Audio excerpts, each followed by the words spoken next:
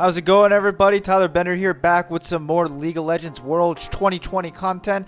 Semifinals have wrapped up, and we are confirmed for the two teams for the finals that will be taking place in the next couple of hours. It will be Damwon versus Suning. Both teams won 3-1 in their respective series, so I'm going to recap both of those series. Let's start it off with Damwon versus G2 since they did play first.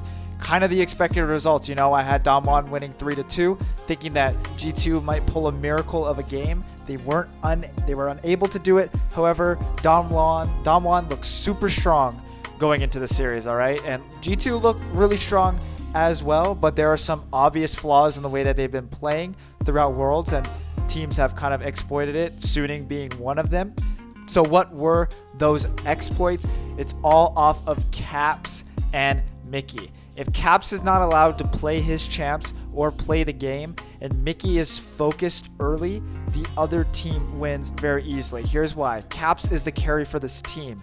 He spends the least amount of time in lane than any other mid laner in this world tournament. He looks for roams, and he looks for ganks in other lanes that allow him to get the gold that he needs and snowball for that. He's not going to solo kill you in the lane, and he's not necessarily looking to team fight. He's looking for picks in other lanes to allow him to snowball. And if you don't let him do that, then he is already behind, because he will go looking for these roams and will get nothing out of it, and then his laner just gets free lane access. So if you don't let Caps roam, that's already one less thing you have to worry about. Mickey, on the other hand, is an aggressive positioning support, okay? That's different than what I talk about Hylissang doing, which is being an aggressive int support. Mickey likes to position and roam around the map very aggressively, and if you take advantage of this, he will die very early and have to use his summoner spells very early. And if you get rid of his summoner spells early, even if he's playing like the Nautilus or the Leona, he will just get bullied out of lane and not able to do anything, won't get the gold where he needs it, and already fall behind as a support who, doesn't get a lot of gold to begin with. But where did Damwon do things right? Their drafts were absolutely insane. They forced Wonder in the top lane onto bad matchups while still making it so that Caps was not able to do anything. Let's talk about Game 3. Let's run down the drafts. G2 had Psy on top, Jankos on the Kindred in the mid lane, Caps on the Akali, Perks on Jhin, and Mickey on the Pantheon. Now this comp is saying Akali is going to roam. She's going to push the waves as best as she can with the help from Jankos and look for kills around the map, because that's what Akali does. Here's how Damwon respond. They put Lulu up in the top lane with a Graves to match the Kindred pick in the jungle, a Syndra mid lane to counter the Akali so she's not allowed to push, and then an Ashe Leona in the bot lane, just a super heavy CC lane. Now, Jhin and Pantheon is also super heavy CC, but what picking the Leona does is if Pantheon engages onto the Ashe, then the Leona then goes and engages onto the Jhin, making it so that by the time Pantheon's shield is down, Jhin would have not been able to do any damage, and now Ashe can just turn around the fight for free, because Leona's going to have her cooldowns and her CCs come up a lot quicker than Pantheon is, and she is naturally more tankier than Pantheon. And she had the exhaust as well to make it so that Perks wasn't able to do any damage. Now, what's so brilliant about this draft is the Leona took exhaust. The Lulu makes it really hard for an assassin on Caps to do anything. And Showmaker makes it really hard, because as soon as Caps comes out of his shroud, if he has not one-shot anybody, then Showmaker is able just to press the R button on the Syndra and then make it so that Caps doesn't play the game. A brilliant draft that just set them up for so much success, and is why they dominated this game, and they showed it all throughout the series. When Perks plays safe and Caps isn't able to do anything, isn't able to roam with Jankos, everybody suffers on the G2 side, and Damwon just takes free games. Not to discount G2 though, this also was kind of their classic G2 game. It wasn't claps, so we did see craps. Yes, craps came out. Mickey inted at times. Jankos showed that, while I said last week that he can play the carry junglers, it still isn't his strong suit. If his lanes weren't set up properly, which they weren't throughout this entire series except for game 2, then he was unable to do anything. And I love the way that Damwon played. Again, even if G2 got out to an early lead with the tempo like they usually do, Damwon still seemed in control with the way that they controlled the side lanes. They capitalized on every tiny mistake that G2 made.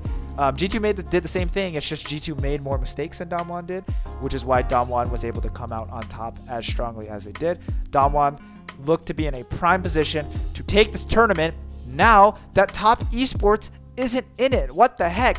Huge upset for the LPL underdogs. Got redemption for the LPL Summer Semifinals match that the two played. Bin really proved that he is the difference maker in this game. All right, his ability to carry is absolutely insane. He's not only great at the 1v1 in the lane, knowing trade patterns on every champion, stuff like that, and doesn't get killed in lane a lot, but he also knows when and how to team fight, when he should be splitting and when he should be grouping for team fights, and how to do it properly on the champ that he is playing. SOFM played around him very well. He abandoned the classic carry picks.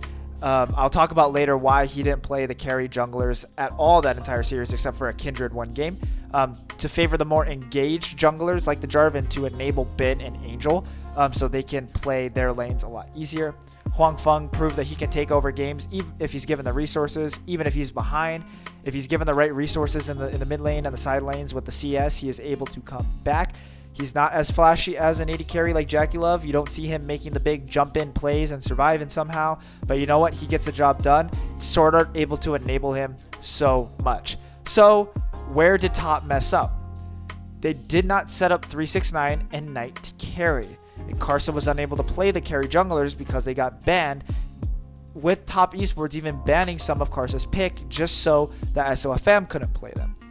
Nobody picked the Lilia this series, even though Lilia was not banned once. Didn't want to play the Lilia for whatever reason. 369 looked like he was playing solo queue. Not gonna lie. Knight was unable to roam with Karsa because of the way that 369 played. He wasn't able to get a lead in his lane like he usually does. Even if he was playing the Orion, sometimes 369 is able to get a lead in his lane while playing the tank.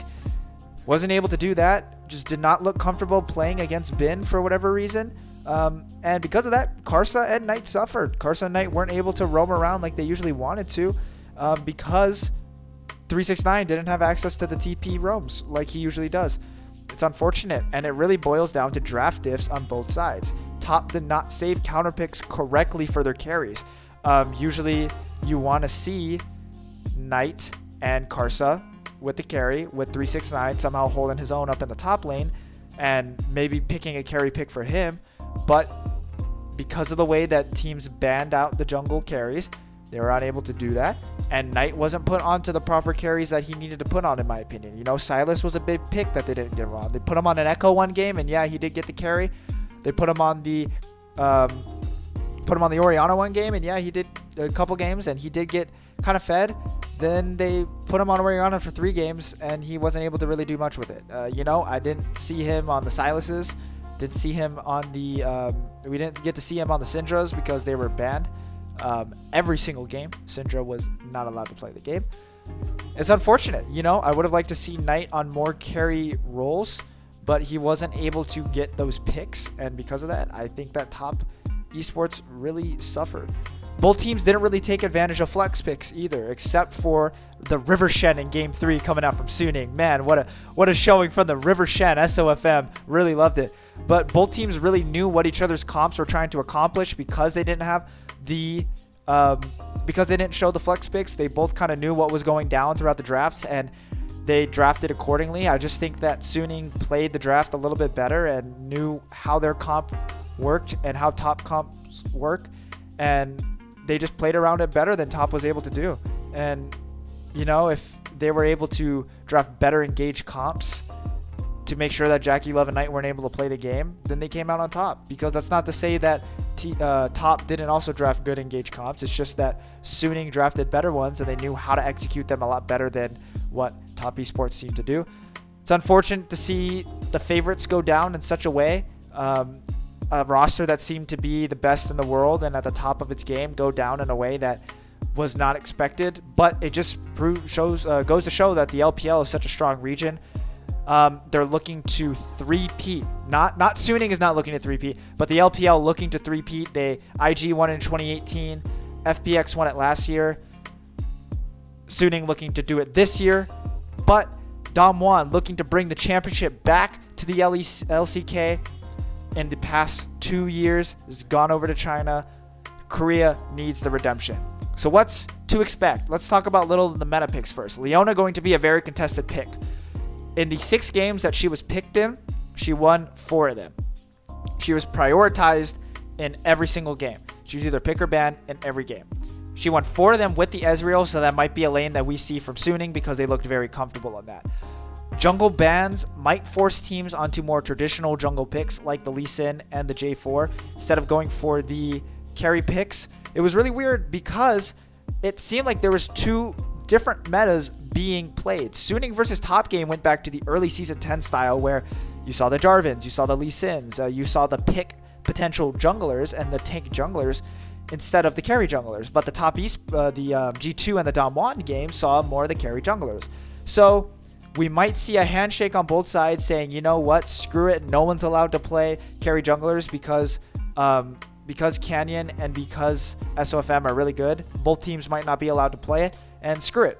You know what? Everybody just go back to playing normal pick potential junglers, and we'll handshake at that. We'll also see handshakes in the drafts where teams decide to draft the strong lane early and sacrifice on the other side of the map instead of saying, you know what, let's match the pressure on that side of the map. Teams would be like, okay, you know what, if you want to draft a strong side bot lane, we'll give you that. We'll just play the weak side even if the strong picks are still on the board. We're just going to go super strong on the top side of the map and expect that our top laner is going to be diving your bot laner as much as he can every single team fight. That's kind of the way that the top esports Suning game series played out, and expect to see the teams handshake on that because Damwon is really good at adapting to drafts. It's going to be a battle on the side lanes, I think. Both teams want their side lanes to set up the jungle and mid pressure, especially if those carry junglers are going to be banned.